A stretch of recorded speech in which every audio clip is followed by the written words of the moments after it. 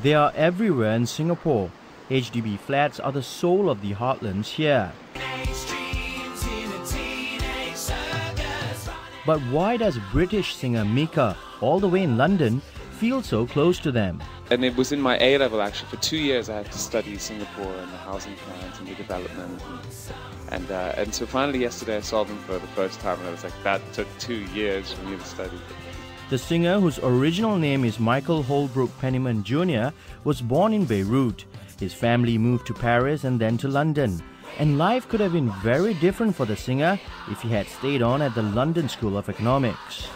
As it turns out, he only spent a total of 5 hours there. I started at 11 o'clock in the morning, and then at 3:40 in the afternoon I had this moment of crisis, and I looked at the clock and I was like, oh my god, if I don't get myself out of here in the next 10 minutes then I'm never going to be a musician again. So I left all the books that I had just bought, £200 worth of books, and I picked up my bag and I walked out the door about 4 o'clock in the afternoon and never went back. He hung on much longer with Mandarin, but wished the outcome had been better. I studied for 9.5 years, and I used to bribe my teacher with chocolate, and then we used to listen to canto pops or mando pop, and so I just got fat and learned a lot about Mandarin and Cantonese pop music. So I learned nothing, and it cost a fortune to learn nothing. And although he's on tour now, the singer says he's managed to keep track of the World Cup. I played a show in Seoul the night before last night, and they made us go on stage at 6 o'clock. So we went on stage at 6 o'clock. I was off stage by 8:15. They emptied the venue by 8:20.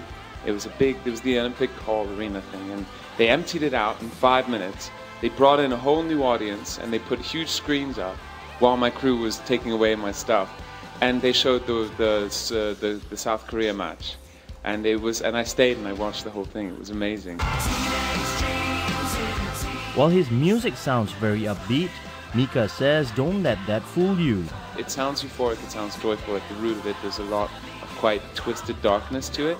It's like a gothic fairy tale. And it is that dark side that balances the more sweet and the saccharine side of some of the music. And it's the contrast between the two that makes it interesting.